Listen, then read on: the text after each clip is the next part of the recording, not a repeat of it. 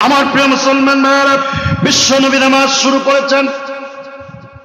ফজরের নামাজ যখন শেষ হল, সালাম ফেরানোর পর রাসূলুল্লাহ সাহাবীদের দিকে যখন ঘুরে বসেছেন, আল্লাহর রাসূলের চোখ চলে গেল মসজিদে নববীর একবারে শেষের কাতারের কর্নারে। বিশ্বনবী তাকায় দেখলেন একজন সাহাবী বসে আছেন, শরীরে পোশাক নাই, চুলগুলো উস্কো ফুস্কো, ক্ষুধার্ত অবস্থা দেখলে মনে হয়। রাসূল ডেকে বললেন, তুমি কি আমার সাহাবী আব্দুর রহমান ইবনে আউফ নও? সাহাবী ডেকে বললেন, ইয়া রাসূলুল্লাহ, ইয়া হাবিবাল্লাহ, আমি আব্দুর রহমান। রাসূল বললেন, তোমার এই অবস্থা কেন? সাহাবী বললেন, ইয়া রাসূলুল্লাহ, ইয়া হাবিবাল্লাহ, ওগো নবীজি, আমি যখন মদিনাতে হিজরতের জন্য রওনা করতেছিলাম, কাফেররা আমাকে ধরে ফেলল। ধরে ফেলার পরে আমার স্থবর অস্থবর যা কিছু ছিল সব কিছু ছিনিয়ে নিয়েছে। ওগো নবীজি, এমনকি আমার সঙ্গে যা খাদ্য খানা ছিল সব কিছু ছিনিয়ে নিয়েছে, শরীরের পোশাক পর্যন্ত খুলে নিয়েছে। এক টুকরা ছিঁড়া কাপড় চেয়ে নিয়ে পরিধান করে 3 দিনের পথ অতিক্রম করে ক্ষুধার্ত শরীর নিয়ে আমি আজকে ফজরের ওয়াক্তে মসজিদে নববীতে এসে পৌঁছেছি। বিশ্বনবী বললেন, সাহাবীরা রাস্তা করে দাও, আব্দুর রহমানকে আমার কাছে আসতে দাও। হযরত আব্দুর রহমান মসজিদে নববীর মাঝখান দিয়ে খুঁড়িয়ে খুঁড়িয়ে যখন চলতেছেন, রাসূলুল্লাহর কাছে যাচ্ছেন। 3 দিনের ক্ষুধার্ত শরীর, পেটে খাবার নাই, ক্ষুধার যন্ত্রণায় কাতর হযরত আব্দুর রহমান ইবনে আউফ রাদিয়াল্লাহু তাআলা আনহু হাঁটতে পারছেন না। কোন মতে খুঁড়িয়ে রাসূলুল্লাহর সামনে গিয়ে হাঁটু গেড়ে বসলেন। হযরত আব্দুর রহমান ইবনে আউফ রাদিয়াল্লাহু তাআলা আনহু কাঁদতেছেন, চোখ থেকে পানিগুলো টপ টপ করে পড়তেছে। রাসূল আকরাম সাল্লাল্লাহু আলাইহি ওয়াসাল্লাম তার এই দৃশ্য দেখে সহ্য করতে পারলেন না, চোখ দিয়ে পানি ছেড়ে দিলেন। আল্লাহর রাসূলের চোখ থেকে পানিগুলো টপ টপ করে জমিনের মধ্যে পড়তেছে। হযরত আব্দুর রহমান ইবনে আউফ রাদিয়াল্লাহু তাআলা আনহু বিশ্ব নবীকে ডেকে বললেন, নবীজি, শুধুমাত্র একটা প্রশ্ন আপনার কাছে রাখতে চাই। ওগো নবীজি, আমি আব্দুর রহমান ইবনে আউফ তো এই মানুষ, জীবনে কোনোদিন কাউকে আঘাত করা তো দূরের কথা, কোন উচ্চ স্বরে কারো সঙ্গে কোনোদিন কথাটাও বলি নাই, কাউকে অকাট্য ভাষায় গালিগালাজ তো দূরের কথা, সামান্যতম কষ্ট দিয়েও তো কোনোদিন কারোর সঙ্গে ব্যবহার করি নাই। ইয়া রাসূলুল্লাহ, ইয়া হাবিবাল্লাহ, ওগো নবীজি, জীবনে কাউকে কষ্ট তো আমি দিই নাই, তাহলে আমার আজকে করুণ অবস্থা কেন হলো আমি জানতে চাই। আল্লাহর রাসূল সাল্লাল্লাহু আলাইহি ওয়াসাল্লাম সাহাবীর এই প্রশ্ন শুনে যখন জবাব দিতে যাবেন, হযরত জিবরিল আমিন রাসূলুল্লাহর কাছে চলে আসলেন। এসে বললেন, নবীজি, আব্দুর রহমান ইবনে আউফের প্রশ্নের জবাব আপনার দিতে হবে না, আল্লাহ রাব্বুল আলামিন নিজেই আব্দুর রহমান ইবনে আউফের প্রশ্নের জবাব দিয়েছেন। আল্লাহ পাক বলেন, ওয়া মা নাকামু মিনহুম ইল্লা আইয়ুমিনু বিল্লাহিল আসিসিল হামিদ। আল্লাহু আকবার। আল কুফরু মিল্লাতুন ওয়াহিদা।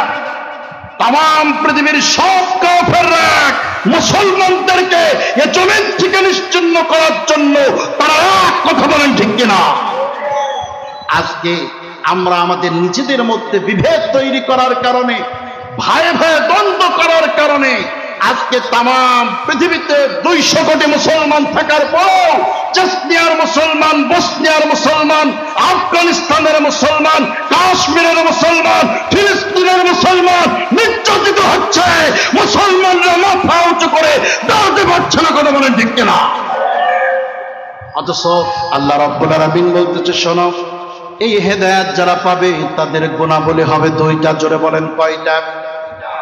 কোরআনুল কারীমের মধ্যে আল্লাহ পাক বলতেছেন, আল্লাযীনা আমানু ওয়া তাতমাইন্নু কুলুবুহুম বিযিকরিল্লাহ আলা বিযিকরিল্লাহি তাতমাইন্নুল কুলুব। আল্লাহু আকবার। আল্লাহ পাক বলতেছেন, নবীজি, এই হেদায়েত যারা প্রকৃত অর্থে পেয়ে যাবে তাদের গুণাবলী হলো দুইটা। এক নাম্বার, আল্লাযীনা আমানু, তারা ঈমান আনয়ন করবে। জোরে বলেন সুবহানাল্লাহ। তার মানে হেদায়েত যারা পাবে তারা ঈমান কবুল করবে। সুবহানাল্লাহ। আলেমরা এখন পথ দেখাবে কোরআন দিয়ে, হাদিস দিয়ে, কিন্তু বড় দুঃখজনক বিষয় হলো রাসূল মানুষকে যখন হেদায়েতের পথে কোরআন দিয়ে দেখিয়েছে, প্রত্যেকটা মানুষ তেমন এই পথে আসতে পারে নাই। আলেমরাও এখন হেদায়েতের পথ দেখাবে, কোরআন দিয়ে দেখানোর পরেও অনেক মানুষ রাজনীতির গন্ধ খুঁজে পায়। কথা বলে ঠিক না? ঠিক। কোরআন দিয়ে কথা বলার পরেও কিছু কপাল পরা মুসলমান আছে, তারা বলে হুজুরে শুধু রাজনীতি করে গেল। আছে না? নাই?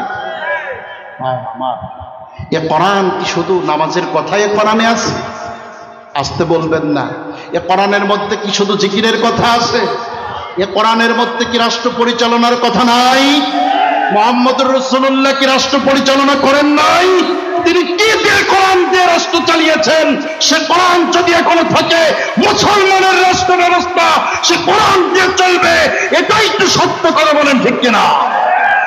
কোরআন আমাদের সংবিধান, ওরাও সবাই তার বিজয় নিশান। কোরআন আমাদের সংবিধান, ওরাও সবাই তার বিজয় নিশান।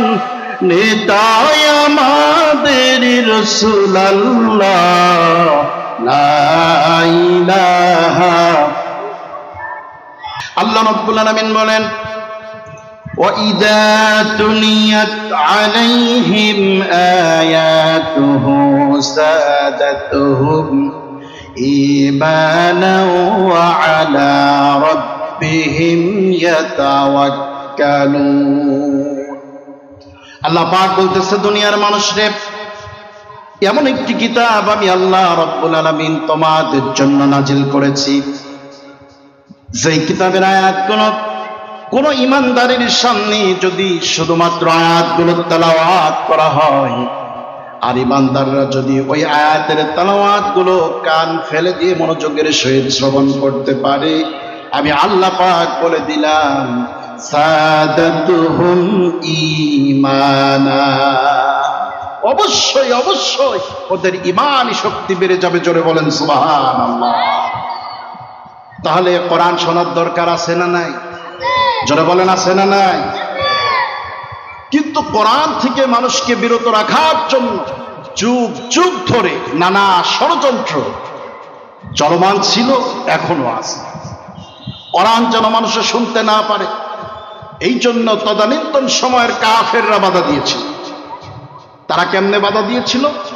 তারা মিটিং করেছিল আর সবাইকে জানিয়ে দিয়েছিল যে শোনো, মুহাম্মদুর রাসূলুল্লাহ সাল্লাল্লাহু আলাইহি ওয়াসাল্লাম যখন কোরআন তেলাওয়াত শুরু করবে, মানুষকে কোরআন শোনাবে, তোমরা হট্টগোল শুরু করে দিবা, মানুষকে বাধা প্রদান করবা, মানুষের যেন ওই কোরআন শ্রবণ করতে যেতে না পারে।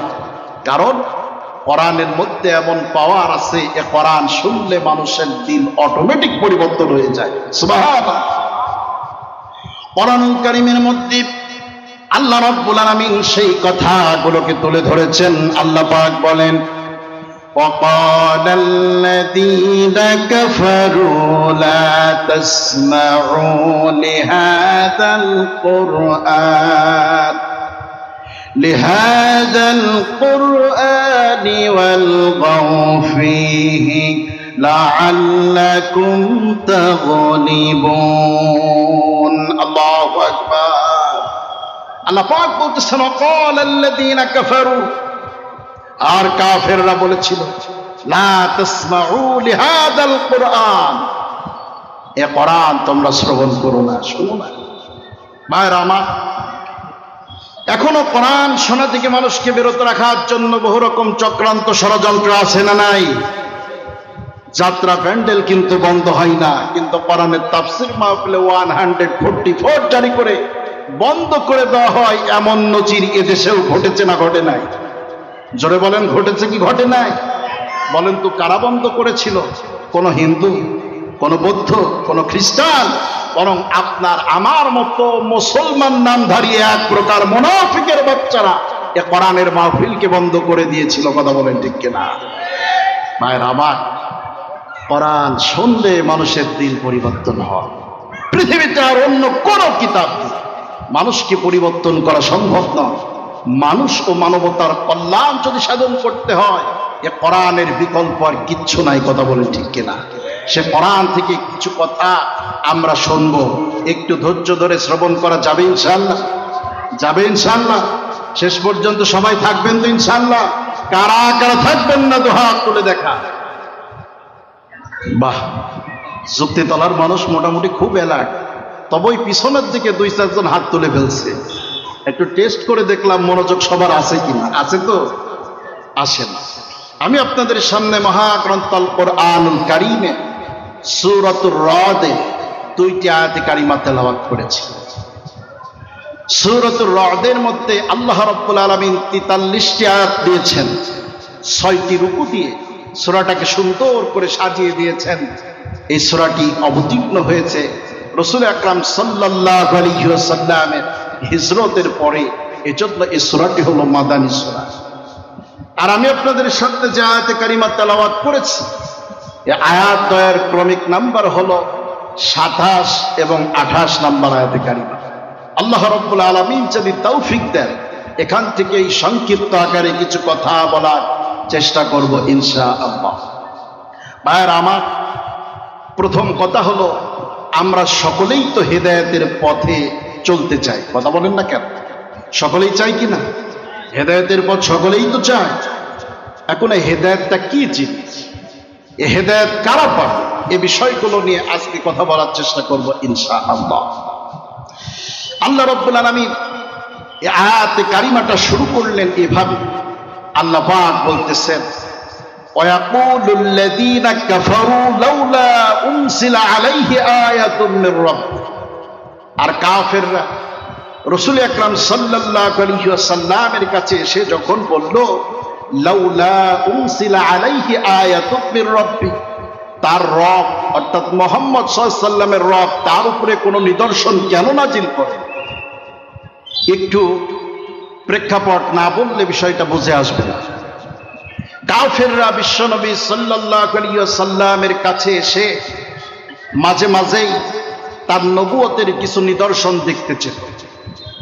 আবু জাহাল যেমন এসে বলল, মুহাম্মদ, তুমি যদি সত্যিই আল্লাহর রাসূল হয়ে থাকো, তাহলে তোমাকে একটি কথা বলি, যদি তুমি এইটা দেখাতে পারো তাহলে আমি ঈমান আনয়ন করব। বিশ্বনবী বললেন, চাচা, কি নিদর্শন দেখাতে হবে? আবু জাহেল দেখে বলল, ভাতিজা মুহাম্মদ, আসমানের যেই চন্দ্রটা দেখা যায়, এটাকে তুমি যদি দ্বিখণ্ডিত করে দিতে পারো তাহলে আমি তোমার প্রতি ঈমান আনয়ন করব। বিশ্বনবী সাল্লাল্লাহু আলাইহি ওয়াসাল্লাম আঙ্গুলি দিয়া, শাহাদাত আঙ্গুলি দিয়ে ইশারা করলেন। চন্দ্র মুহূর্তের মধ্যে তার চোখের সামনে 2 দিকে সরে গেল, দ্বিখণ্ডিত হলো। আবু জাহেল কি ঈমান এনেছিল? একটু জোরে বলেন, এনেছিল? এইভাবে তারা রাসূলুল্লাহর কাছে বিভিন্ন নিদর্শনের প্রমাণ চেয়েছে। এক পর্যায়ে তারা আসলো, তদানীন্তন সময়ের সুপ্রিম পাওয়ার যে লিডারগুলো ছিল তারা আসলো, এসে বলল, মুহাম্মদ সাল্লাল্লাহু আলাইহি ওয়াসাল্লাম, তুমি যদি সত্যি আল্লাহর রাসূল হয়ে থাকো তাহলে তোমার কাছে একটি বিষয় সম্পর্কে বলবো। তুমি তোমার রব, তোমার আল্লাহকে বলো, আরবের ভূখণ্ড থেকে এই যে বিশাল পাহাড়টা দেখা যায়, এই পাহাড়গুলোকে দূরে সরিয়ে দাও, এখানে শস্য দিয়ে ভরপুর করে দাও, নদী নালা খালবিল দিয়ে এই মরুভূমির চত্বরটাকে তুমি পরিপূর্ণ যদি করে দিতে পারো তাহলে পারে আমরা ঈমান। রাসূল আকরাম সাল্লাল্লাহু আলাইহি ওয়াসাল্লাম তিনি তো ছিলেন উম্মাত দরদি, বিশ্বনবী সাল্লাল্লাহু আলাইহি ওয়াসাল্লাম বললেন যে শোনো, আমি যদি আমার রবকে বলে এইটা তোমাদেরকে করে দেখাতে পারি তাহলে তোমরা ঈমান আনবা তো? তারা বলল হ্যাঁ, ঈমান আনবো। বিশ্বনবী সাল্লাল্লাহু আলাইহি ওয়াসাল্লাম যখন আল্লাহর কাছে এই প্রার্থনা করলেন, আল্লাহ পাক দুটো কন্ডিশন দিলেন যে রাসূল, একটি কন্ডিশন হলো যে এই কাজ করার পরে, এই নিদর্শন দেখার পরে তারা যদি ঈমান আনা না করে তাহলে পশ্চিম কালেও আর তাদের জন্য কোনো তওবার রাস্তা খোলা থাকবে না। আর যদি এই নিদর্শনকে দেখানো না হয় তাহলে কিয়ামত পর্যন্ত এদের জন্য তওবার রাস্তা খোলা থাকবে। এরা চাইলে তওবা করে ফিরে আসতে পারবে। আপনি কোনটা চান? কথা কি বুঝছেন? একটা হলো নিদর্শন দেখাবো, কিন্তু এরপর যদি ঈমান না আনে তাদের জন্য তওবার রাস্তা খোলা থাকবে না।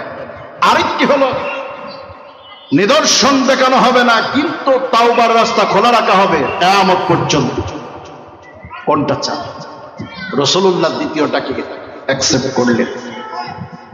এখন মক্কা বড় বড় পাহাড়গুলো দূরে চলে যায় না, মরুর প্রান্তরও শস্য শ্যামলে ভরে ওঠে না। কাফেররা বলা বলি শুরু করলো, মুহাম্মদ সাল্লাল্লাহু আলাইহি ওয়াসাল্লাম যদি সত্যি আল্লাহর রাসূল হবে তাহলে তার রব তার উপরে কোনো নিদর্শন কেন অবতীর্ণ করছে না? কথা কি বুঝতে পারছেন? আজ আল্লাহ রাব্বুল আলামিন এইভাবে বক্তব্য শুরু করলেন। এরপরে আল্লাহ রাব্বুল আলামিন বলতেছেন, নবী আমার, কাফেররা যাই বলুক না কেন আপনি তাদেরকে শোনায় দিন। আল্লাহ পাক বলেন, قل إن الله يضل من يشاء ويهدي إليه من أناب। আল্লাহ পাক বলতেছেন, নবীজি, কাফেররা বিভিন্ন রকম আপনার কাছে এসে কথাবার্তা বলতেছে, শর্ত সাপেক্ষ দিতেছে, তারা শর্ত দিয়ে ঈমান আনয়ন করতে চায়। কিন্তু রাসূল আপনি তাদেরকে শোনায় দিন, কুল ইন্নাল্লাহা ইউদিল্লু মান ইয়াশা, আল্লাহ রাব্বুল আলামিন যাকে ইচ্ছা তাকে গোমরাহি করে দেন।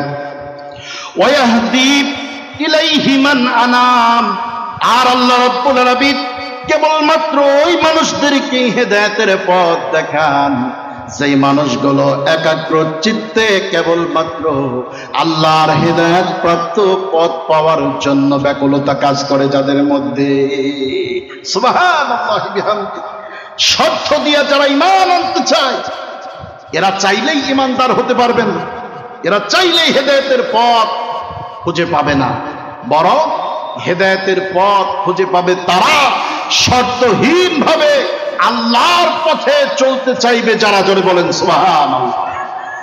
ভাইয়ের আমার, আবু জাহেল এতগুলো শর্ত দিয়েছিল, কিন্তু হেদায়েত কি জুটেছিল নসিবে? ঈমান কি কবুল করেছিল? হযরত বেলাল রাদিয়াল্লাহু তাআলা আনহু আফ্রিকান মানুষ, হাবশী গোলাম, কোন রকম শর্ত সাপেক্ষ ছাড়াই হেদায়েতের পথ খুঁজে পেয়েছিল, ঈমান কবুল করেছিল। সুবহানাল্লাহ। তাহলে হেদায়েত সকলেই পাবে না, কথা বলেন ঠিক কিনা? হেদায়েত তো আমরাও প্রতিনিয়ত চাই, কিন্তু হেদায়েতের পথ কি সকলেই খুঁজে পায়? আপনারা কি কথা বুঝতে পারছেন? আমরাও তো প্রত্যেকেই হেদায়েতের পথে চলতে চাই, কিন্তু হেদায়েতের পথ কি সকলেই খুঁজে পায়? আমরা হেদায়েতের পথ কেমনে চাই? প্রতিদিন 5 ওয়াক্ত নামাজে প্রত্যেক রাকাত সালাতের মধ্যে আমরা পড়ি, আমরা প্রতিদিন পড়ি। প্রতিদিন 5 ওয়াক্ত নামাজের প্রত্যেক রাকাতের মধ্যেই আমরা পড়লাম, ইহদিনাস সিরাতাল মুস্তাকিম সিরাতাল লাযীনা আন'আমতা আলাইহিম গায়রিল মাগদুবি আলাইহিম ওয়ালাদ-দাল্লিন।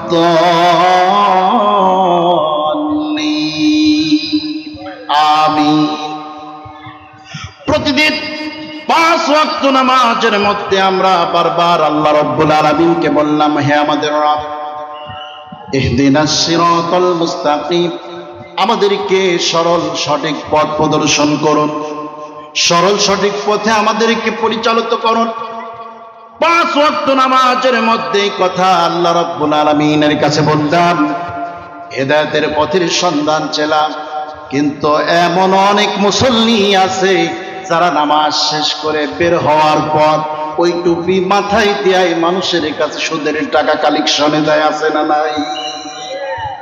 5 ওয়াক্ত নামাজে হেদায়েতের জন্য প্রার্থনা করলাম, রব আমাদেরকে হেদায়েতের পথ দেখাও, হেদায়েতের পথে চালাও। বলার পরে ওই টুপি মাথায় দিয়ে মসজিদ থেকে বের হয়ে সুদের টাকা কালেকশন করে, আছে না নাই? চুক্তিতলাই বোধহয় নাই। শ্বশুরের এলাকা বদনাম করে তো লাভ নাই, তবে বিভিন্ন জায়গায় এই ধরনের মানুষ আছে, আছে। অনেক বড় হাজী সাহেব, অথচ ব্যাংকে টাকা জমা রেখে সেখান থেকে ইন্টারেস্ট খায়, আছে না নাই? আছে। তার মানে শুধুমাত্র নামাজ পড়লেই হেদায়েতের পথ খুঁজে পাওয়া যায় না। এটা কি বুঝতে পারছেন? এখন বুঝতে হবে হেদায়েতটা কি জিনিস। হেদায়েতটা হলো ইন্ডিকেশন অফ পাথ, পথের দিশা, পথের ইঙ্গিত দেওয়া। তাফসীরে বাইসাবির মধ্যে আল্লামা বাইসাবি রাহমাতুল্লাহি আলাইহি হেদায়েত শব্দের 2টি অর্থ করেছেন। কয়টি অর্থ? মনোযোগ আছে আপনাদের? কয়টি অর্থ? 1 নম্বর হলো ইরাদাতুত তরিক, 2 নম্বর হলো ইসাল ইলাল মাতলুব। 1 নম্বরটা হলো ইরাদাতুত তরিক, অর্থাৎ পথ দেখিয়ে দেওয়া, আর দ্বিতীয়টা হলো ইসাল ইলাল মাতলুব, গন্তব্যে পৌঁছিয়ে দেওয়া। সুবহানাল্লাহ। এখন বলেন তো, পথ দেখানো আর গন্তব্যে পৌঁছানো দুটো জিনিস কি এক? দুটো জিনিস কি এক? আপনার কাছে একজন এসে বলল যে চাচা মিয়া, যুক্তিতলা গ্রামে কেমনে যাব?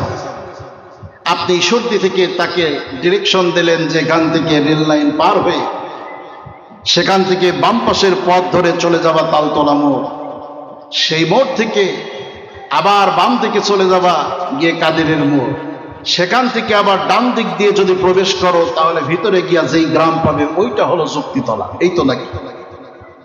আপনি ডিরেকশন দিলেন, ওই লোকের এ পর্যন্ত আসতে কিন্তু কাম সারা। আর আপনাকে জিজ্ঞাসা করলো চাচা মিয়া যুক্তিতলা কেমনে যাব? আপনি বললেন বাবা আমি ওই দিকেই যাব, ওঠো দেখি আমার গাড়ির পিছনে। কোথায়, কোন বাড়িতে যাবা? নিয়ে এসে আপনি নামায় দিলেন। বলেন তো বিষয় দুইটা কি এক না ভিন্ন? একটু বুঝে থাকলে জোরে বলেন, এক না ভিন্ন? হেদায়েত হলো 2 প্রকার। একটা হলো ইরাদাতুত তরিক, পথ দেখিয়ে দেওয়া। এই পৃথিবীতে আল্লাহ রাব্বুল আলামিন 1 লক্ষর উপরে পয়গম্বর আলাইহিস সালাতু ওয়াস সালামদেরকে প্রেরণ করেছিলেন। তাদের প্রত্যেকের কাজ ছিল ইরাদাতুত তরিক, পথ দেখিয়ে দেওয়া। আর এই পথে কে চলবে, কে গন্তব্যে পৌঁছাবে, এইটা সুনির্দিষ্ট করার দায়িত্ব একজন। আর চিল্লায় বলুন তিনি কে? আর জোরে চিল্লায় বলুন কে? আল্লাহ রাব্বুল আলামিন। ভাইরা আমার, পথের দিশা অনেকেই পেয়েছে কিন্তু গন্তব্যে পৌঁছাইতে পারে নাই।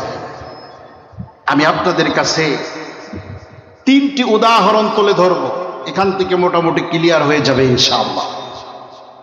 প্রথম নাম্বার উদাহরণ, আবু জাহল, উতবা, সাইবা, ওয়ালিদ বিন মুগিরা রাসূল আকরাম সাল্লাল্লাহু আলাইহি ওয়াসাল্লামের উপরে নির্যাতনের ইস্তেমরোলার চালিয়েছিল। কেন বলেন তো?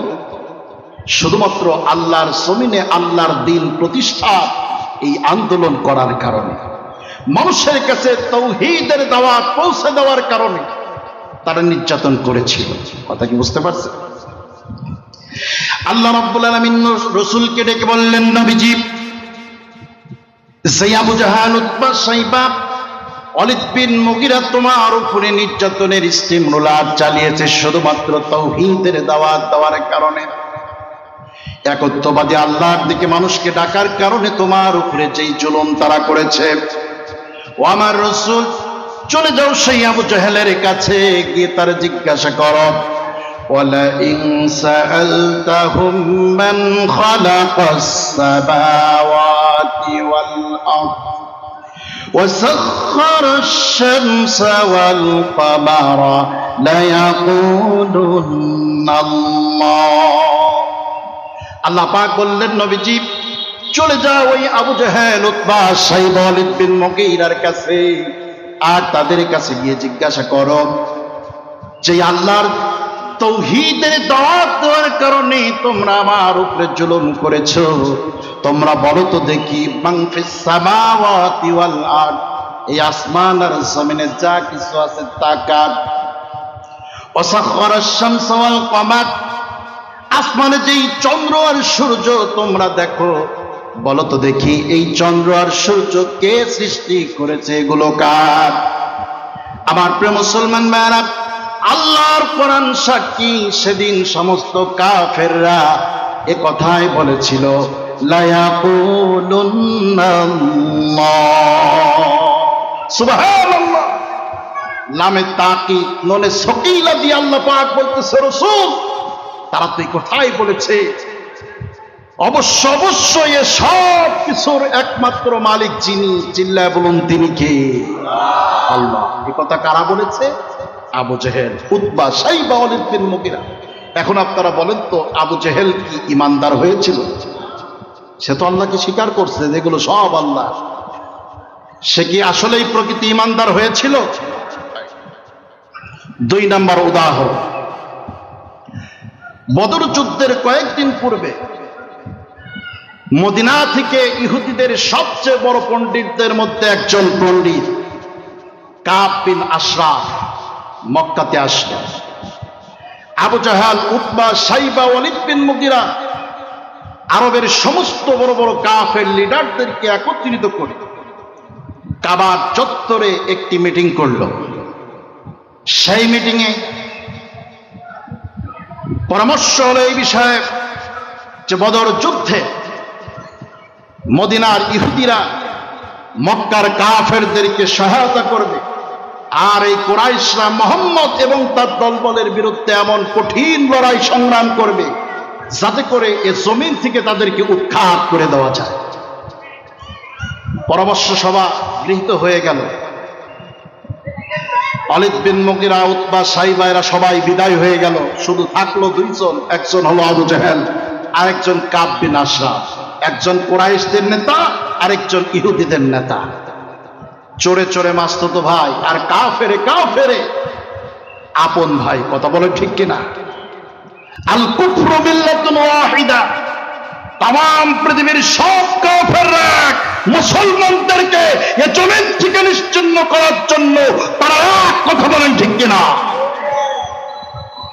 বিভেদ হলো আমাদের মুসলমানদের মধ্যে দেখেন না এক ফিলিস্তিনকে শেষ করে দেওয়ার জন্য ইসরায়েল বোমা নিক্ষেপ করে জাতিসংঘে হাজার প্রস্তাবনা তোলার পরে কোনো কাম হয় না ভেটো দেয় আমেরিকা কথা বলেন না কেন ভারত থেকে আসাম থেকে মুসলমানদেরকে বিতাড়িত করে বাংলার জমিনে ডাইভার্ট করার যেই চক্রান্ত চলছে এ ব্যাপারে আন্তর্জাতিক সংস্থার কোনো মাথা ব্যথা নাই মায়ানমারে মানুষের মুসলমানদের রক্ত স্রোতে নাফ নদীর পানি রক্তিম বর্ণ ধারণ করেছে কোন কাফেরদের এ বিষয় নিয়ে মাথা ব্যথা নাই কথা বলেন ঠিক কিনা তাম পৃথিবীর যেখানেই আপনি লক্ষ্য করবেন মুসলমান শেষ করার জন্য মুসলমানকে নিধন করার জন্য তাম পৃথিবীর সমস্ত কুফফার শক্তি এক কপাল পোড়া মুসলমান জাতি এরা ঘরের মধ্যেই ভাই ভাই দ্বন্দ্ব পাকায় কথা বলেন না কেন আছে না নাই অমুকে জামাত ইসলাম করে খবরদার ওর আসরে যেন যেও না অমুকে তাবলিগ জামাত করে খবরদার ওর আশপাশে যেন যেও না চরমনাই পীরের দরবারে যেও না কারণ তুমি ফুরফুরার মুড়ি ফুরফুরার দরবারে তুমি যেও না তুমি চরমনায়ের মুড়ি ভাইয়েরা বলেন তো গাছ তো একটাই ইসলাম কথা বলেন না কেন আর যা কিছু আছে সব হলে গাছের শাখা উপশাখা ডালপালা আজকে আমরা আমাদের নিজেদের মধ্যে বিভেদ তৈরি করার কারণে ভাই ভাই দ্বন্দ্ব করার কারণে আজকে তাম পৃথিবীতে 200 কোটি মুসলমান থাকার পর চেচনিয়ার মুসলমান, বসনিয়ার মুসলমান, আফগানিস্তানের মুসলমান, কাশ্মীরের মুসলমান, ফিলিস্তিনের মুসলমান নির্যাতিত হচ্ছে। মুসলমানরা মাথা উঁচু করে দাঁড়াতে পারছে না, কথা বলেন ঠিক কিনা? অথচ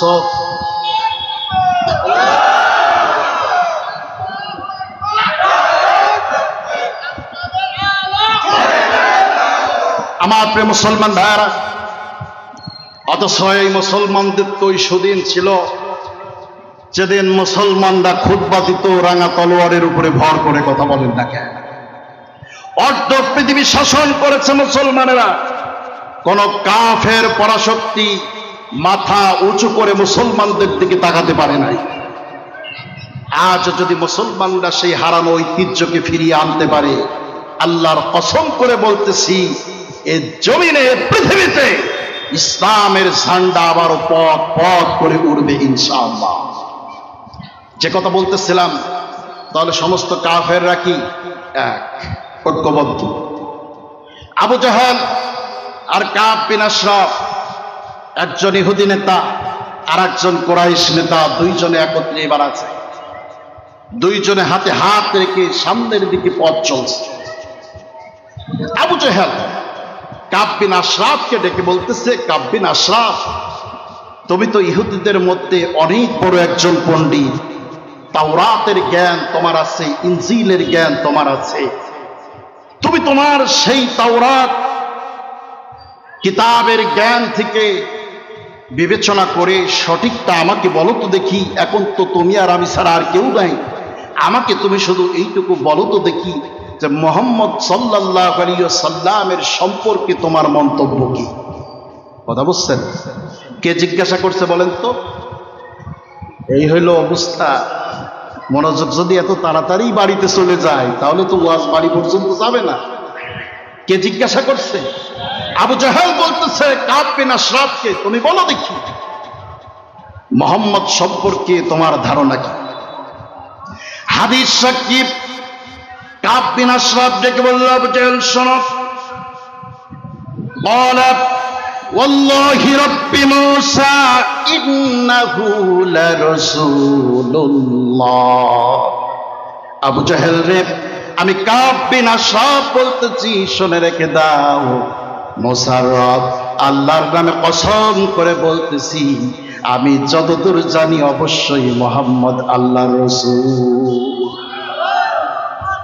কাব বিন আশরাফ ডেকে বলল, আবু জাহেল এবার তুমি বলো তো দেখি, তোমার চোখের সামনে তো মুহাম্মদের জন্ম থেকে শুরু করে নিয়ে শৈশব কৈশোর সব কেটেছে তোমার চোখের সামনে। ও আবু জাহেল, তুমি বলো তো দেখি মুহাম্মদ সম্পর্কে তোমার ধারণা কি? হাদিস শরীফ সাক্ষী, আবু জাহেল ডেকে বলল, ফাকালা ওয়াল্লাহি রাব্বিল কাবা ইন্নাহু লারাসূলুল্লাহ। কাবার রব আল্লাহর নামে কসম করে আমি আবু জাহেল বলতেছি, অবশ্যই মুহাম্মদ আল্লাহর রাসূল। সুবহানাল্লাহ। ভাইরা আমার, এবার বলেন তো আবু জাহেল, কাব বিন আশরাফ এরা মুহাম্মদুর রাসূলুল্লাহকে চিনতে পেরেছিল কিনা? এত আসতে বলছেন, জোরে বলেন, চিনতে পেরেছিল কিনা? চিনতে পেরেছিল। ইরাদাতুত তরিক, পথ তারা খুঁজে পেয়েছিল, পথের দিশা পেয়েছিল, কিন্তু ইসল ইলাল মাতলুব, গন্তব্যে পৌঁছানোটা তাদের নসিবে জুটে নাই। কথা বলে ঠিক না বেঠিক? ভাইরা আমার, 3 নাম্বার উদাহরণ, রাসূল আকরাম সাল্লাল্লাহু আলাইহি ওয়াসাল্লামের 2 জন চাচা ইসলাম কবুল করেছিলেন। তার একজন হলো হযরত আমির হামজা রাদিয়াল্লাহু তাআলা, আর আরেকজন হলো হযরত আব্বাস রাদিয়াল্লাহু তাআলা। রাসূলুল্লাহর আরেকজন চাচা সবচেয়ে বেশি রাসূলুল্লাহকে মহব্বত করেছিল, ভালোবেসেছিল, কিন্তু ঈমান কবুল করতে পারে নাই। তার নাম কি জানেন আপনারা? আবু তালেব। নাম কি? আবু তালেব। রাসূলুল্লাহকে এত বেশি ভালোবেসেছিল, একদিন বাড়ি ফিরে আসলেন, শিকারে গিয়েছিলেন, বাড়িতে আসলেন, প্রতিমধ্যে শুনতে পেলেন মুহাম্মদ সাল্লাল্লাহু আলাইহি ওয়াসাল্লামের উপরে আবু জেহেল আঘাত করেছে। বাড়িতে গেলেন, দেখলেন রাসূলুল্লাহ মন খারাপ করে বসে আছেন। আবু তালেব বিশ্বনবীকে বুকের মধ্যে জড়িয়ে নিলেন আর ডেকে বললেন, ভাতিজা মুহাম্মদ, চিন্তা করো না, কান্না করো না। এই জমিনে তোমার বাবা নাই, তোমার মা নাই, তো কি হয়েছে রে মুহাম্মদ? তোমার চাচা আবু তালেব তো এখনো মারা যায় নাই। আমি তোমার চাচা আবু তালেব যতদিন পর্যন্ত জীবিত আছি, তোমার চিন্তার কোনো কারণ নাই। আমি তোমাকে নিশ্চয়তা দিচ্ছি, আমার জীবদ্দশায় তোমাকে আঘাত করা তো দূরের কথা, আজকের পর থেকে কেউ একজন তোমাকে ফুলের টোকা দেওয়ার সুযোগ পাবে না। এত মহব্বত করেছে রাসূলুল্লাহকে। কাফেররা আবু তালেবের কাছে চলে গেল, গিয়ে বলল, আবু তালেব, তোমার কাছে এসেছি তোমার ভাতিজা মুহাম্মদের সঙ্গে একটি সন্ধি করার জন্য। মনোযোগ আছে আপনাদের? কথা শুনছেন? তোমার ভাতিজার সঙ্গে একটি সন্ধি করতে চায়। তুমি তোমার ভাতিজাকে বলো, সে যে ধর্মের দাওয়াত দিচ্ছে এ দাওয়াতটা বন্ধ করে দিতে বলো, অথবা আমাদের সাথে একটা চুক্তিবদ্ধ হতে বলো যে আমরা 6 মাস তার ধর্ম পালন করে দিব, আর বাকি 6 মাস সে আমাদের ধর্ম পালন করে দিবে। এর বিনিময়ে সে যা চাবে, আরবের অর্ধেক সম্পদের মালিক তাকে বানিয়ে দেব, সবচেয়ে শ্রেষ্ঠ ধনী বানায় দেব, সুন্দরী স্ত্রী চাইলে স্ত্রীর ব্যবস্থা করে দেব, ঐশ্বর্য ক্ষমতা যা দরকার সব কিছু দেব। শর্ত হলো 6 মাস আমাদেরটা সে পালন করবে, আর 6 মাস আমরা তারটা পালন করে দেব। আবু তালেব বলল যে ঠিক আছে, আগামীকাল সকালে তোমরা স্বয়ং মুহাম্মদের সঙ্গে কথা বলে দেখি। রাতের বেলা রাসূলুল্লাহকে ডাকলেন, ডেকে বললেন, ভাতিজা মুহাম্মদ, কুরাইশ নেতারা আমার কাছে এসেছিল, তোমার সঙ্গে চুক্তি করতে চাই এ কথা বলেছে, তোমার মতামত কি বলো? আল্লাহর রাসূল ডেকে বললেন, চাচা আমার, কাফেররা যা কিছু দিতে চেয়েছে এগুলো তো তাদের পক্ষে দেওয়া সম্ভব, কিন্তু ওগো চাচা, যেটা তাদের পক্ষে দেওয়া সম্ভব নয় সেটাও যদি তারা আমাকে দিতে চায়, আসমানের চাঁদ আর সূর্য, এই দুইটো জিনিসকে আমার দুটো হাতেও যদি তারা উঠায়া দেয়, আর আমাকে যদি এই দাওয়াত থেকে দূরে থাকতে বলে, আমি শোনায়া দিলাম, তুমি তাদেরকে শোনায়া দিও, আমার চোখের একটা পাপড়ি যতক্ষণ পর্যন্ত ওঠা নামা করবে ততক্ষণ পর্যন্ত এই দাওয়াত থেকে 1 পরিমাণ পিছপা হব না। পরের দিন সকালবেলা কুরাইশরা চলে আসলো, ডেকে বলতেছে, আবু তালেব কি প্রস্তাব দিলে, আর ভাতিজা কি গ্রহণ করলো? আবু তালেব ডেকে বলল যে শোনো, আমি এতদিন পর্যন্ত মুহাম্মদ সম্পর্কে ধারণা রাখতাম, কিন্তু আজকে তার আনিত দিন সম্পর্কে আমার পূর্ণ বিশ্বাস তৈরি হয়ে গেছে। সুবহানাল্লাহ, আমি বুঝতে পেরেছি ওটাই একমাত্র সঠিক দিন। এই আরবের ভূখণ্ডে এমন কোন মানুষ নাই যেই মানুষের ক্ষমতার লোভ লালসা নাই, সুন্দরী নারীর প্রতি লোভ লালসা নাই, অর্থ সম্পদের প্রতি লোভ লালসা নাই। অথচ মুহাম্মদ আমাকে যেই জবাব দিয়েছে, বলেছে, চাচা ওরা যা কিছু দিতে চেয়েছে এইটা তাদের পক্ষে দেওয়া সম্ভব, কিন্তু তুমি তাদেরকে শোনায় দাও, যা দেওয়া তাদের পক্ষে অসম্ভব সেটাও যদি তারা আমার হাতে উঠায় দেয়, আমি তবুও এই দাওয়াত থেকে 1 পরিমাণ পিছপা হব না। সুবহানাল্লাহ। ভাইরা আমার, এই আবু তালেব যখন ইন্তেকাল করছেন, রাসূল আকরাম সাল্লাল্লাহু আলাইহি ওয়াসাল্লাম কাছে গেলেন, গিয়ে দেখছেন 2 লিডার 2 পাশে বসে আছে। মাথার কাছে একজন বসে আছে আবু জাহেল, আর পায়ের কাছে বসে আছে ওয়ালিদ বিন মুগীরা। বিশ্বনবী চাচার কাছে গেলেন, মৃত্যু শয্যায় শায়িত আবু তালেব। রাসূলুল্লাহ ডেকে বললেন, ইয়া আম্মি আবু তালেব, কুল লা ইলাহা ইল্লাল্লাহ আহাজ্জু লাকা বিহা ইনদাল্লাহি ইয়াউমাল কিয়ামাহ। ওগো আমার চাচা আবু তালেব, শুধুমাত্র একবারের জন্য তুমি পড়ো লা ইলাহা ইল্লাল্লাহ। একবারের জন্য তুমি যদি শুধুমাত্র এই কালিমার স্বীকৃতি দিতে পারো, আমি তোমার ভাতিজা মুহাম্মদুর রাসূলুল্লাহ সাল্লাল্লাহু আলাইহি ওয়াসাল্লাম বলতেছি, কিয়ামতের দিন মুসিবতের কালে কোটি কোটি মানুষকে যেই দিন আমি সুপারিশ করে আল্লাহর জান্নাতে নিয়ে যাব, ও চাচা, ওই কঠিন মুসিবতের কালে শুধুমাত্র তোমার এই একটা স্বীকৃতির কারণে আমি আল্লাহ রাব্বুল আলামিনের সামনে দাঁড়ায়া তোমার জন্য সুপারিশ করে তোমাকে আল্লাহর জান্নাতে নিজে পৌঁছায় দেব। রাসূলুল্লাহ প্রস্তাব দিলেন। আবু জেহেল, উতবা, আবু জেহেল আর ওয়ালিদ বিন মুগিরা বোঝানো শুরু করলো, নেতা, সারাটা জীবন ভর বাপ দাদার ধর্মের উপরে জীবন কাটিয়েছ, কুরাইশদের মধ্যে তোমার পজিশন অনেক হাই, তুমি অনেক বড় নেতা, কিন্তু নেতা তুমি যদি জীবনের শেষ মুহূর্তে ভাতিজার আনিত দিনকে কবুল করে নাও, বাপ দাদার ধর্মে বাপ দাদার আদর্শে চুনকালি লাগায় তুমি যদি নতুন ধর্ম কবুল করো, তাহলে আজকের পর থেকে তামাম জিন্দেগি ভর মানুষে তোমারে কাপুরুষ বলবে। তুমি কি চুনকালি দিবা নাকি? এই কথা শোনার পরে আবু তালেব দেখে বলল, ভাতিজা মুহাম্মদ, আমি জানি তুমি সত্য রাসূল, তোমার দিন সত্য, কিন্তু ভাতিজারে আমি তোমার ধর্ম কবুল করতে পারলাম না, বরং আমি আমার জীবনের শেষ মুহূর্তে আমার বাপ দাদার রেখে যাওয়া দিনের উপরে আমি দুনিয়া থেকে বিদায় নিলাম। আপনারা বলেন তো, আবু তালেব রাসূলকে চিনতে পেরেছিল কিনা? এত আস্তে পেরেছিল, কিন্তু ঈসাল ইলাল মাতলুব, গন্তব্যে পৌঁছাতে পারে না। বিশ্বনবী সাল্লাল্লাহু আলাইহি ওয়াসাল্লাম কাঁদতেছেন।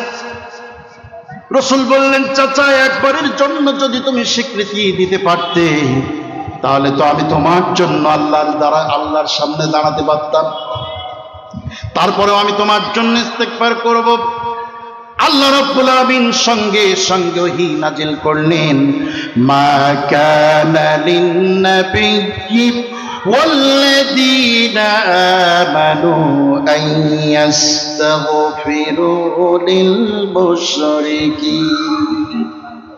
ওগো আমার নবী, কোন নবী বা রাসূল শুধু নয়, কোন ঈমানদার মুমিন ব্যক্তির জন্য, কোন কাফের, কোন মুশরিকের জন্য ইস্তেগফার করার কোনো সুযোগ নাই। রাসূলুল্লাহ কাঁদতেছেন। আল্লাহ রাব্বুল আলামিন ওহী নাজিল করে শোনালেন, ইন্নাকা লা তাহদি মান আহবাবতা ওয়ালাকিন্নাল্লাহা ইয়াহদি মান ইয়াশা। রাসূল, তুমি যাকে মহব্বত করো, ভালোবাসো, তুমি চাইলে তাকে হেদায়েতের পথে নিয়ে যেতে পারবা না, বরং হেদায়েতের গন্তব্যে পৌঁছাবে ওই ব্যক্তি আমি আল্লাহ রাব্বুল আলামিন যার ক্ষেত্রে চাইব। সুবহানাল্লাহ, জোরে বলেন সুবহানাল্লাহ। আমার তাহলে ইরাদাতুত তরিক, হেদায়েতের পথ অনেকেই দেখেছিল, কিন্তু ঈসাল ইলাল মাতলুব, গন্তব্যে পৌঁছাতে পারে। নবী রাসূলগণ এখন নাই, নবী রাসূলদের কাজ এখন কারা করবে বলেন তো দেখি? কারা করবে? ইন্নামাল উলামা ওয়ারাসাতুল আম্বিয়া। রাসূল বলতেছেন, আলেমদেরকে আমি আমার ওয়ারিস বানায় গেলাম। কিসের ওয়ারিস? রাসূলুল্লাহর সম্পদের ওয়ারিস, জমিদাতির ওয়ারিস। বিশ্বনবী বললেন, শোনো, যখন কোন নবী বা রাসূল থাকবে না, আমি আমার ওফাতের পরে আলেমদেরকে আমার ওয়ারিস বানায় গেলাম, আলেমদেরকে আমার ইলমের ওয়ারিস বানায় গেলাম। কিয়ামত পর্যন্ত নবীওয়ালা কাজ এখন করবে আলেমরা। কথা বলেন ঠিক কিনা? রাসূল হেদায়েতের পথ মানুষকে দেখিয়েছে, এখন আলেমরাও মানুষকে হেদায়েতের পথ দেখাবে। কি দিয়া? মহাভারত, গীতা, বাইবেল, এগুলো দিয়ে? বিশ্বনবী বললেন, শোনো,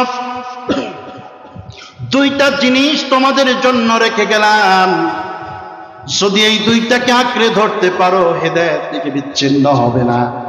সেই দুইটার একটা হলো আল কোরআন, আর একটা হলো আল হাদিস। আলেমরা এখন পথ দেখাবে কোরআন দিয়ে, হাদিস দিয়ে, কিন্তু বড় দুঃখজনক বিষয় হলো রাসূল মানুষকে যখন হেদায়েতের পথে কোরআন দিয়ে দেখিয়েছে, প্রত্যেকটা মানুষ যেমন এই পথে আসতে পারে নাই, আলেমরাও এখন হেদায়েতের পথ দেখাবে কোরআন দিয়ে দেখানোর পরেও অনেক মানুষ রাজনীতির গন্ধ খুঁজে পায়।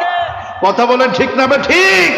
কোরআন দিয়ে কথা বলার পরেও কিছু কপাল পরা মুসলমান আছে, তারা বলে হুজুরে শুধু রাজনীতি করে গেল। আছে না? নাই? আমার এ কোরআন কি শুধু নামাজের কথাই কোরআনে আছে? আসতে বলবেন না। এ কোরআনের মধ্যে কি শুধু জিকিরের কথা আছে? এ কোরআনের মধ্যে কি রাষ্ট্র পরিচালনার কথা নাই? মুহাম্মদুর রাসূলুল্লাহ কি রাষ্ট্র পরিচালনা করেন নাই? তিনি কি দিয়ে কোরআন দিয়ে রাষ্ট্র চালিয়েছেন? সে কোরআন যদি এখনো থাকে, মুসলমানের রাষ্ট্র ব্যবস্থা সে কোরআন দিয়ে চলবে। এটাই তো সত্য কথা, বলেন ঠিক কিনা? এই কথাগুলো বললেই এখন আপনার ভালো লাগে না। মসজিদের হুজুর নামাজের কথা বললে খুব ভালো, যাকাতের কথা বললে খুব ভালো, কিন্তু হুজুরে যদি বলে যে পার্লামেন্টে 350 পার্লামেন্ট সদস্যের উপস্থিতিতে আল্লাহ রাব্বুল আলামিন যেই মতকে নিষিদ্ধ করে দিয়েছে, সেই মতকে পার্লামেন্টে বৈধতা দিয়ে সেখানে মদের আইন পাশ করা হয়, তাহলে যেগুলো পার্লামেন্টে বসেছিল এগুলো কি আদৌ মুসলমান? কথা বলে না মুসলমান? এখন হুজুর যদি এই কথা বলে যে পার্লামেন্ট চলবে আল্লাহর কোরআন দিয়ে, মুসলমানের পার্লামেন্ট থেকে মদের আইনের লাইসেন্স দেওয়া যেতে পারে না, বরং মুসলমানের পার্লামেন্ট থেকে মদ খরচা 80 জোড়া লাগানো এই বিধান কার্যকর হবে। কথা বলেন ঠিক কিনা? এই কথা বললেই এক শ্রেণীর মানুষ তখন রাজনীতির গন্ধ পায়। তার মানে কি জানেন? মানে হলো আপনি ইরাদাতুত তরিক, হেদায়েতের পথ দেখেছেন, কিন্তু ইসাল ইলাল মাতলুক আপনার নসিবে জুটে নাই, যার কারণে কোরআনের নামাজ রোজার কথাগুলো ভালো লাগে, রাষ্ট্র পরিচালনার কথা কোরআনতে বললে আপনার ভালো লাগে না। কথা বলে ঠিক কিনা? ভাইয়ের আমার, বিবেকটাকে শুদ্ধ করেন, পরিশুদ্ধ করেন, মাইন্ডটাকে পরিষ্কার করেন। হেদায়েতের পথে যদি পৌঁছাতে হয়, গন্তব্যে যদি পৌঁছাতে হয়, হেদায়েতের পথে যদি চলতে হয়, তাহলে কোরআনের কিছু মানবেন আর কিছু মানবেন না, এই সুযোগ রাখা হয় নাই। কথা কি বুঝতে পারছেন? আল্লাহ রাব্বুল আলামিন কোরআনুল কারীমের মধ্যে বলতেছেন, ইয়া আইয়ুহাল্লাযীনা আমানু দুখুলু ফিস-সিলমি কাফা ওয়া লা তাত্তাবি'ু খুতুওয়াতিশ শাইতান ইন্নাহু লাকুম আদুউম মুবিন। আল্লাহু আকবার। আল্লাহ রাব্বুল আলামিন ডেকে বলতেছেন, ঈমানদারেরা, ঈমান এনেছি এই কথার স্বীকৃতি তোমরা যারা দিয়েছো, তোমাদেরকে বলি শোনো, উদখুলু ফিস-সিলমি কাফা, আমার ইসলামের মধ্যে পুরোপুরি প্রবেশ করো। কিছু মানবা কিছু মানবা না তা হবে না। নামাজ কোরআনতে পড়বা, কিন্তু সুদের কারবারের বেলায় কোরআন তোমার স্মরণে থাকবে না তা হবে না। যাকাত কোরআন দিয়ে দিবা, কিন্তু অন্যের দোকান দখল করা, বালুর ঘাট, মাঠ, ব্যবসা বাণিজ্য, হাট বাজার দখল করার সময়, সাদাবাজি আর টেন্ডারবাজি করার সময় কোরআন তোমার স্মরণে থাকবে না, এটা চলবে না। বরং নামাজ যেমন হবে কোরআন দিয়ে, রাষ্ট্র পরিচালনার প্রত্যেকটা সেক্টরও চলবে কোরআন দিয়ে। কথা বলেন ঠিক না বেঠিক? এর নাম হলো পুরোপুরি ইসলামে প্রবেশ করা। আমার প্রিয় মুসলমান ভাইরা, তাহলে হেদায়েত যদি পেতে হয়, আপনাকে অবশ্যই কোরআনের প্রত্যেকটা বিধানকে মেনে নিতে হবে, কোনোটাই ছাড়ার সুযোগ নাই। সেটা আপনার পক্ষে যাক অথবা বিপক্ষে যাক, আপনার দলের পক্ষে যাক অথবা বিপক্ষে যাক, যেই দিকে যাক না কেন, আপনাকে মনে রাখতে হবে আল্লাহর কোরআনের মধ্যে কোনো ভুল নাই। ভুল আছে আমার মধ্যে আর আপনার মধ্যে। কথা বলেন ঠিক কিনা? কোরআন দিয়া যদি আপনার আর আমার জীবনের ভুলগুলো ধরা পড়ে যায়, গুমরাহির পথে থাকার কোনো সুযোগ নাই, বরং আপনাকে ওই ভুল থেকে দূরে সরে এসে কোরআনের দেখানো পথকে গ্রহণ করতে হবে। কথা বলেন ঠিক কিনা? এটা হলো হেদায়েত। কথা কি বোঝাতে পারছি ভাইরা আমার? এইবার আসেন, এই হেদায়েত প্রাপ্ত ব্যক্তি কারা? এই যে হেদায়েতের এতক্ষণ পর্যন্ত বর্ণনা আপনাদের সামনে দিলাম, এখন এই হেদায়েত কারা পাবে, হেদায়েত প্রাপ্ত ব্যক্তিদের গুণাবলী কি, এইটা বলে শেষ করবে ইনশাআল্লাহ। মনোযোগ আছে আপনাদের? আছে? আগে জিকির করেন সুবহানাল্লাহ।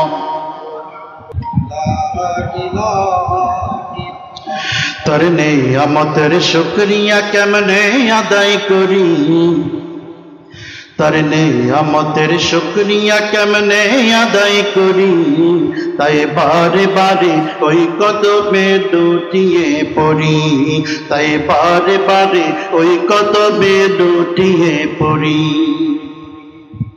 খাদ্যহীনের দাও গো খাবার, দুঃখী জনে সুখ, রাত্রি শেষে আধার কেটে দেখাওয়ালোর মন।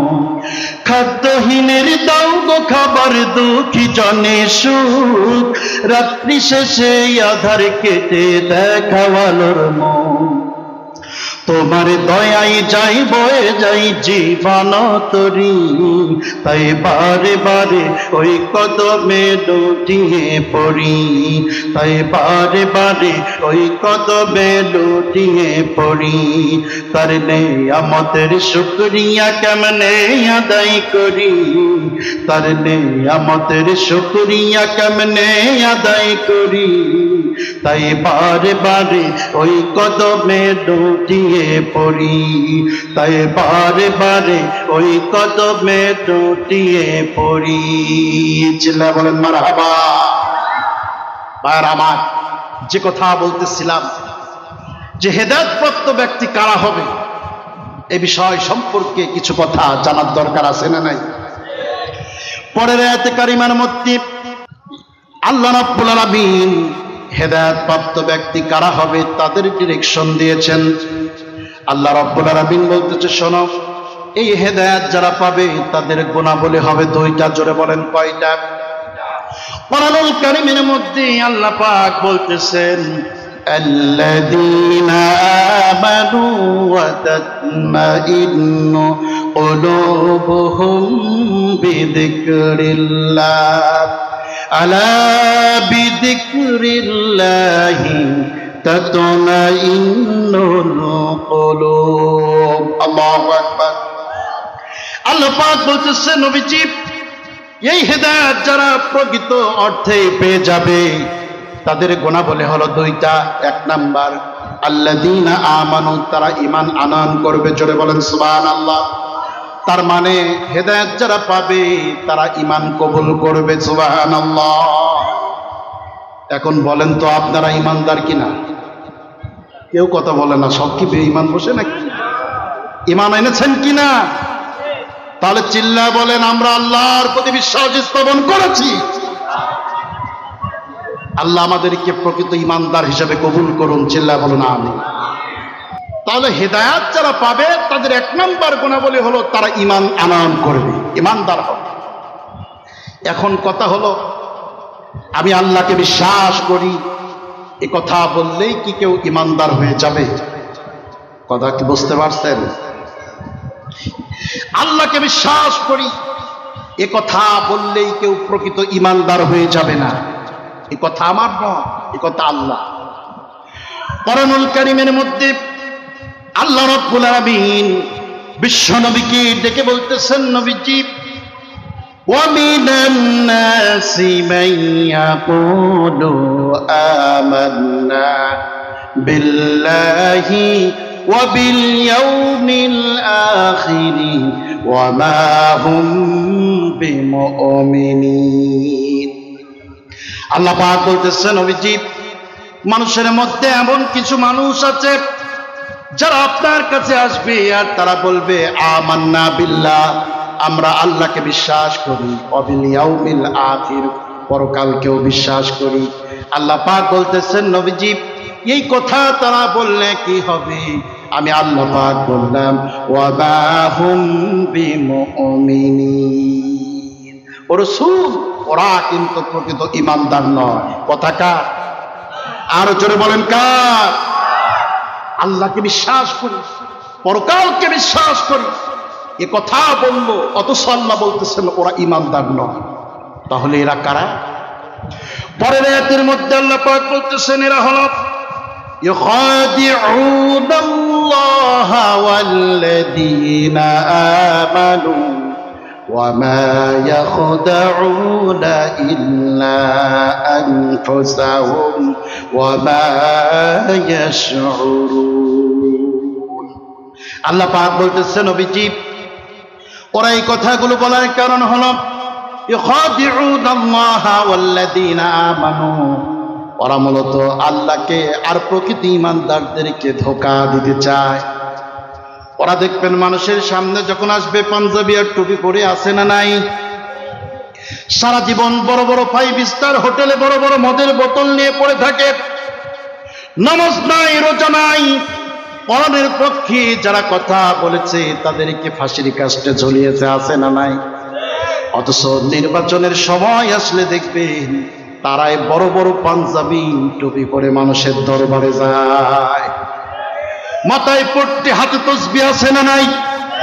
আমার প্রিয় মুসলমান ভাইরা, এদেরকে দেখে প্রকৃত ঈমানদার ভাবার কোনো কারণ নাই। ওদের এই লেবাসটা শুধুমাত্র নির্বাচনী লেবাস, নির্বাচন শেষ হতে দেরি হবে, পোশাক পরিবর্তন হতে দেরি হবে না। কথা কি বোঝেন? বুঝতে পারছেন? আমার প্রিয় মুসলমান ভাইরা খুব ভালো করে বোঝেন, ঈমান কারে বলে? আমি ঈমান এনেছি এই কথা যদি বলতে হয় তাহলে 3টি বিষয় আপনাকে মানতে হবে। 1 নাম্বার তাসদীক বিল জিনান, অন্তরে বিশ্বাস করা লাগবে। ইকরার বিল লিসান, জবানে স্বীকৃতি দেওয়া লাগবে।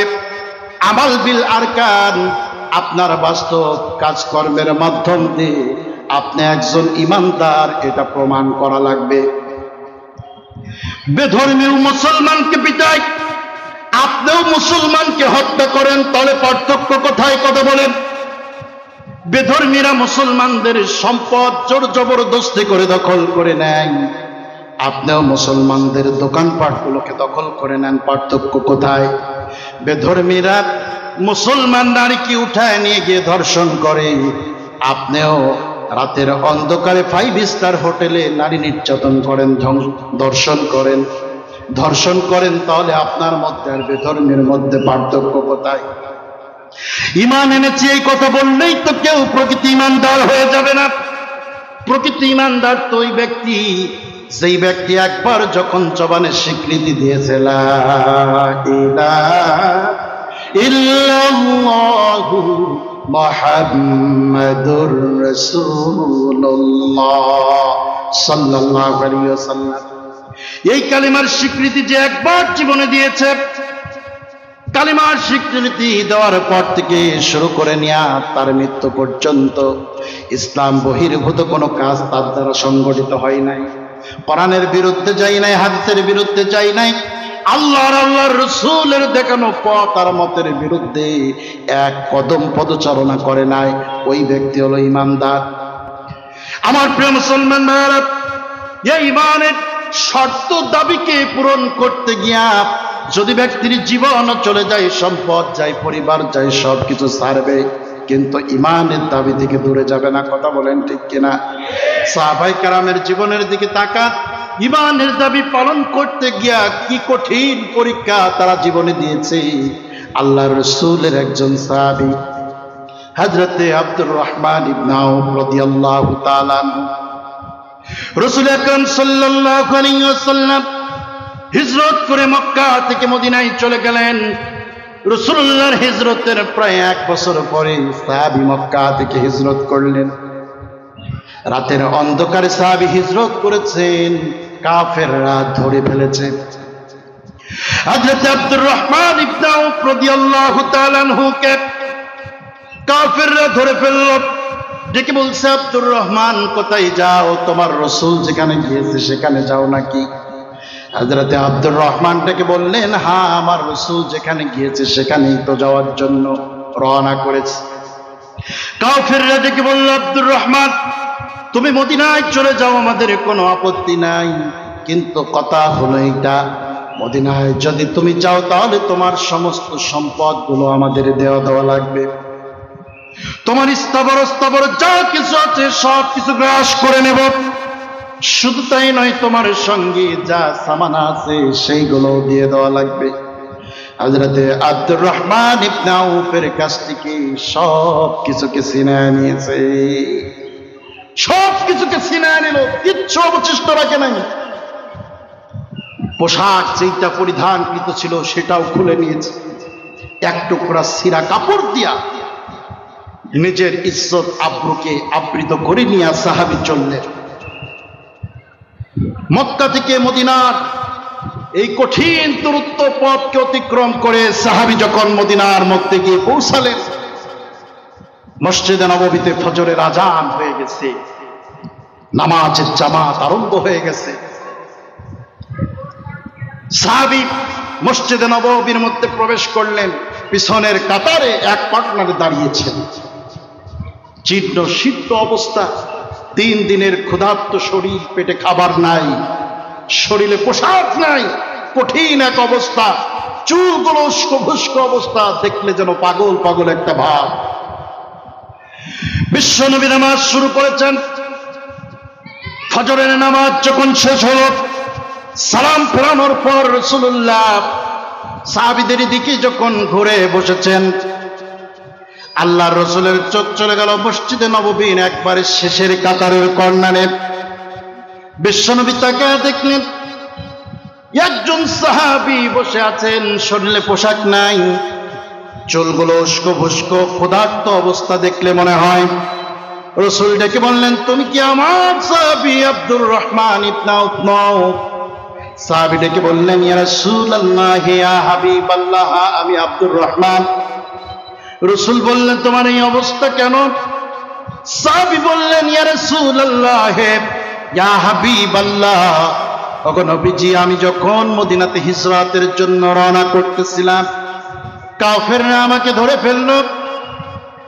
ধরে ফেলার পরে আমার স্থাবর যা কিছু ছিল সব কিছু ছিনিয়ে নিয়েছে। ওগো নবীজি, এমনকি আমার সঙ্গে যা খাদ্য খানা ছিল সব কিছু ছিনিয়ে নিয়েছে, শরীরের পোশাক পর্যন্ত খুলে নিয়েছে। এক টুকরা ছিঁড়া কাপড় চেয়ে পরিধান করে 3 দিনের পথ অতিক্রম করে ক্ষুধার্ত শরীর নিয়ে আমি আজকে ফজরের ওয়াক্তে মসজিদে নববীতে এসে পৌঁছিয়েছি। বিশ্বনবী বললেন, সাহাবীরা রাস্তা করে দাও, আব্দুর রহমানকে আমার কাছে আসতে দাও। হযরতে আব্দুর রহমান মসজিদে নববীর মাঝখান দিয়ে খুঁড়িয়ে যখন চলতেছেন, রাসূলুল্লাহর কাছে যাচ্ছেন। 3 দিনের ক্ষুধার্ত শরীর, পেটে খাবার নাই, ক্ষুধার যন্ত্রণায় কাতর হযরতে আব্দুর রহমান ইবনে আউফ রাদিয়াল্লাহু তাআলা আনহু হাঁটতে পারছেন না। কোন মতে খুঁড়িয়ে রাসূলুল্লাহর সামনে গিয়ে হাঁটু গেড়ে বসলেন। হযরতে আব্দুর রহমান ইবনে আউফ রাদিয়াল্লাহু তাআলা আনহু কাঁদতেছেন, চোখ থেকে পানিগুলো টপ টপ করে পড়তেছে। রাসূল আকরাম সাল্লাল্লাহু আলাইহি ওয়াসাল্লাম তার এই দৃশ্য দেখে সহ্য করতে পারলেন না, চোখ দিয়ে পানি ছেড়ে দিলেন। আল্লাহর রাসূলের চোখ থেকে পানিগুলো টপ টপ করে জমিনের মধ্যে পড়তেছে। হযরত আব্দুর রহমান ইবনে আউফ রাদিয়াল্লাহু তাআলা আনহু বিশ্ব নবীকে ডেকে বললেন, নবীজি, শুধুমাত্র একটা প্রশ্ন আপনার কাছে রাখতে চাই, ওগো নবীজি, আমি আব্দুর রহমান ইবনে আউফ তো এই মানুষ, জীবনে কোনোদিন কাউকে আঘাত করা তো দূরের কথা, কোনো উচ্চ স্বরে কারো সঙ্গে কোনোদিন কথাটাও বলি নাই, কাউকে অকাট্য ভাষায় গালিগালাজ তো দূরের কথা, সামান্যতম কষ্ট দিয়েও তো কোনোদিন কারোর সঙ্গে ব্যবহার করি নাই। ইয়া রাসূলুল্লাহ, ইয়া হাবিবাল্লাহ, ওগো নবীজি, জীবনে কাউকে কষ্ট তো আমি দিই নাই, তাহলে আমার আজকে করুণ অবস্থা কেন হলো আমি জানতে চাই। আল্লাহর রাসূল সাল্লাল্লাহু আলাইহি ওয়াসাল্লাম সাহাবীর এই প্রশ্ন শুনে যখন জবাব দিতে যাবেন, হযরত জিবরিল আমিন রাসূলুল্লাহর কাছে চলে আসলেন। এসে বললেন, নবীজি, আব্দুর রহমান ইবনে আউফের প্রশ্নের জবাব আপনার দিতে হবে না। আল্লাহ রাব্বুল আলামিন নিজেই আব্দুর রহমান ইবনে আউফের প্রশ্নের জবাব দিয়েছেন। আল্লাহ পাক বলেন, ওয়া মা নাকামু মিনহুম ইল্লা আইয়ুমিনু বিল্লাহিল আজিজিল হামিদ। আল্লাহু আকবার। আল্লাহ পাক বলতেছেন, নবীজি, এই যে সাহাবায়ে কেরামের এই কঠিন অবস্থা, আপনার কঠিন অবস্থা, আপনাদের উপরে নির্যাতনের স্টিমরোলার চালিয়ে দেওয়া হয়েছে, ও রাসূলের তো দ্বিতীয় কোনো কারণ নাই, একটাই কারণ। সেই কারণটা হলো তারা প্রত্যেকেই ঈমান এনেছিল শুধুমাত্র মহাপরাক্রমশালী আল্লাহর উপরে। সুবহানাল্লাহ। আমার প্রিয় মুসলমান ভাইরা, ঈমান আনার কারণে, ঈমানের দাবি পূরণ করতে গিয়ে সেই রাসূলের দেহে মশা মাছি পর্যন্ত বসা হারাম ছিল, সেই রাসূলুল্লাহকে রক্তাক্ত করা হয়েছে। কথা বলেন ঠিক কিনা? সাহাবায়ে কেরামকে ভিটা ছাড়তে হয়েছে, মাটি ছাড়তে হয়েছে, পরিবার পরিজন, অর্থ সম্পদ সব কিছুর বিসর্জন তারা দিয়েছে, কিন্তু ঈমানের দাবি থেকে কি তারা পিছপা হয়েছিল? এক চুল পরিমাণ কি পিছপা হয়েছে কখনো? আমার প্রিয় মুসলমান ভাইরা, অথচ আমরা ঈমানদার, আমরা ঈমানের দাবিতে নিজেকে বলিয়ান করি, কিন্তু এক মুহূর্তের জন্য গুনাহের কাজ ছাড়তে পারি না। কথা বলে ঠিক কিনা? আমরা নিজেদের কি ঈমানদার বলে দাবি করি, অথচ সাদাবাজি, টেন্ডারবাজি, হরহামেশা করতেছি। ঈমানদার বলে দাবি করার পরেও অন্যের সম্পদ আত্মসাৎ করা থেকে শুরু করে এমন কোন অন্যায় নাই যেটা আমাদের দ্বারা সংগঠিত হয় না। কথা বলে ঠিক কিনা? কিসের ঈমানদার? কিসের ঈমানদার? জবাব দিতে হবে। আমার প্রিয় মুসলমান ভাইরা, তাহলে ঈমানের দাবিতে যদি প্রতিষ্ঠিত থাকতে হয়, সাহাবায়ে কেরামের মতো বহু কুরবানি দিতে হবে। কথা বলেন ঠিক কিনা? আর জোরে চিল্লায় বলেন ঠিক না বেঠিক? ভাইরা আমার, ঈমানের দাবিকে পূরণ করতে গিয়ে, আল্লাহর জমিনে আল্লাহর দ্বীন প্রতিষ্ঠার আন্দোলন করতে গিয়ে যদি জীবনের দরকার হয়, জীবন দিতে প্রস্তুত আছেন? যদি সম্পদের দরকার হয়, সম্পদ দিতে প্রস্তুত আছেন?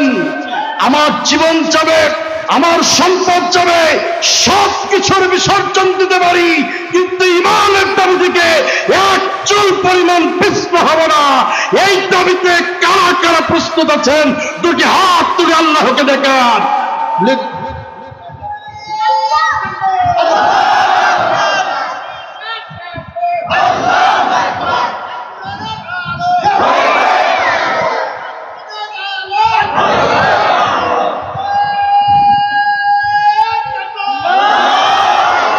আল্লাহ রাব্বুল আলামিন কবুল করুন। চিল্লায় বলুন আমিন।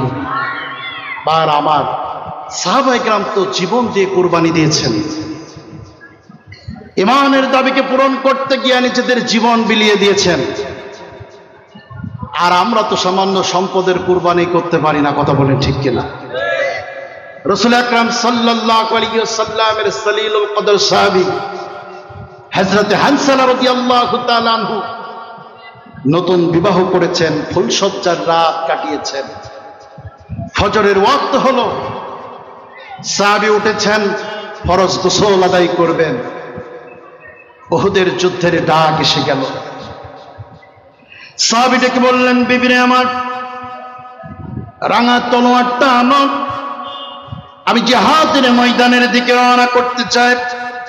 স্ত্রী ডেকে বলল, প্রাণের স্বামী আমার, আপনি জিহাদের ময়দানে যাবেন, আমি তো আপনাকে বাধা দিতে পারি না, আপনি অবশ্যই যান, কিন্তু আপনাকে অনুরোধ করি, আল্লাহর হস্তে আপনার উপরে যে গোসলটা ফরজ আছে, ফরজ গোসলটা আদায় করে তারপরে আপনি জিহাদের ময়দানের দিকে যান।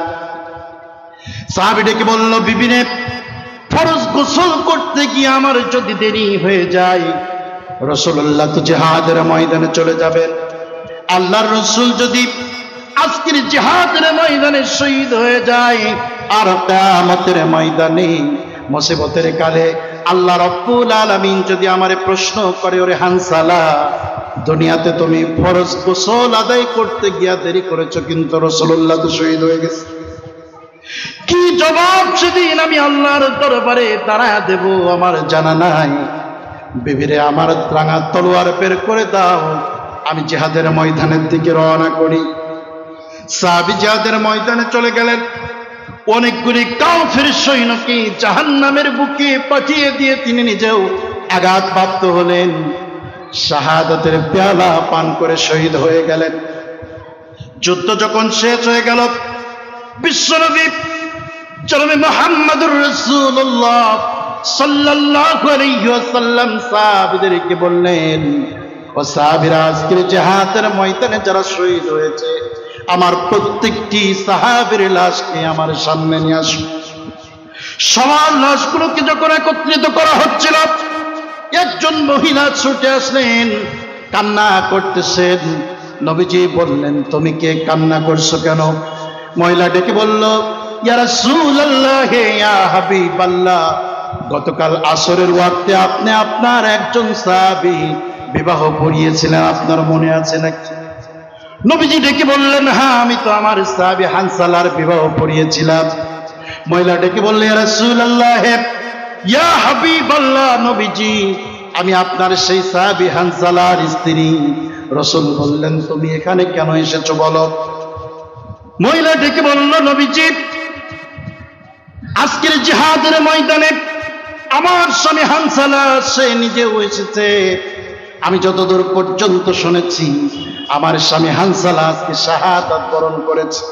ইয়া রাসূলুল্লাহ, ইয়া হাবিবাল্লাহ, আমি যতদূর পর্যন্ত জানি, শহীদদেরকে গোসল দেওয়ানো হয় না, রক্তাক্ত কাপড় সহই তাদেরকে দাফন করে দেওয়া হয়। ওগো নবীজি, সব শহীদদের লাশগুলোকে আপনি রক্তাক্ত কাপড় দিয়া বিনা গোসলে দাফন করেন, আমার কোনো আপত্তি নাই। তবে আপনি মেহেরবানি করে আমার স্বামী হযরতে হানসালাকে গোসল দেওয়া, তারপরে দাফন করবেন। কারণ হলো তার উপরে গোসলটা ফরজ হয়ে আছে। আল্লাহ রাসূল সাহাবীদেরকে ডেকে বললেন, সাহাবীরা রে, আমার হানসালার লাশটাকে খুঁজে বের করো, আমার সামনে আনো। সাহাবায়ে কেরাম খুঁজলেন, তন্ন তন্ন করে খুঁজলেন, কোথাও হযরতে হানসালার লাশকে খুঁজে পাওয়া গেল না। সাহাবীরা আশ্চর্য হলেন, রাসূলুল্লাহর কাছে আসলেন। রাসূলুল্লাহকে যখন এই কথা বলা হলো, বিশ্বনবী চিন্তায় পড়ে গেলেন, তাহলে কাফেররা কি আমার হানসালার লাশটাকে নিয়ে চলে গেল কিনা? রাসূলুল্লাহ চিন্তায় পড়েছেন, বিশ্বনবী কাঁদতেছেন। আল্লাহ রাব্বুল আলামিন হযরতে জিবরিলকে পাঠিয়ে দিলেন। হযরতে জিবরিল আমিন চলে আসলেন, রাসূলকে সালাম করলেন, আর ডেকে বললেন, ইয়া রাসূলুল্লাহ, ইয়া হাবিবাল্লাহ, ওগো নবীজি, আজকের জিহাদের ময়দানে যতগুলো সাহাবী শাহাদাত বরণ করেছে, আল্লাহ রাব্বুল আলামিন প্রত্যেকের শাহাদাতে খুশি হয়েছেন। তবে স্পেশালি আপনার চাচা আমির হামজা আর আপনার সাহাবী হযরতে হানজালার শাহাদাতে আল্লাহ রাব্বুল আলামিন এত বেশি পরিমাণ খুশি হয়েছেন, আল্লাহ পাক আমাকে আপনার কাছে পাঠিয়েছেন। হযরতে হানজালার গোসল দুনিয়ার কোন সাধারণ পানি দিয়ে হোক, আল্লাহ রাব্বুল আলামিন এইটা চান নাই, যার কারণে হযরতে হানজালার লাশটাকে প্রথম আসমানে উঠায় নিয়া আল্লাহ রাব্বুল আলামিন জান্নাতের ফেরেশতা দ্বারা জান্নাতের হাউজে কাউসারের পানি দ্বারা গোসলের ব্যবস্থা করে দিয়েছে। হযরতে হানজালার লাশটাকে যখন জমিনে ফোটানো হলো, সাহাবায়ে কেরাম বলতেছেন, আমরা দৌড় আরম্ভ করেছি, প্রতিযোগিতা শুরু করেছি। আমরা দৌড়ে গিয়ে দেখতে চেয়েছি হযরতে হানজালার চেহারা থেকে তখনো পর্যন্ত কাউসারের পানি পড়ছে কিনা। সাহাবায়ে কেরাম বলে, দুনিয়ার মানুষ শোনো, দৌড় আরম্ভ করেছি, প্রতিযোগিতায় লিপ্ত হয়েছি। দৌড়ায় যখন হযরতে হানজালার কাছে গেলাম, আমরা যাওয়ার পরে দেখলাম আল্লাহর দ্বীনের জন্য জীবন উৎসর্গ করলে তার কি ফজিলত, তার কি নিয়ামত পাওয়া যায়, এটা সচক্ষে দেখেছি। কাছে গিয়ে দেখলাম হযরতে হানজালা চুলার দাড়ি মোবারক থেকে তখনো পর্যন্ত হাউজে কাউসারের পানিগুলো টপ টপ করে ঝরতেছে।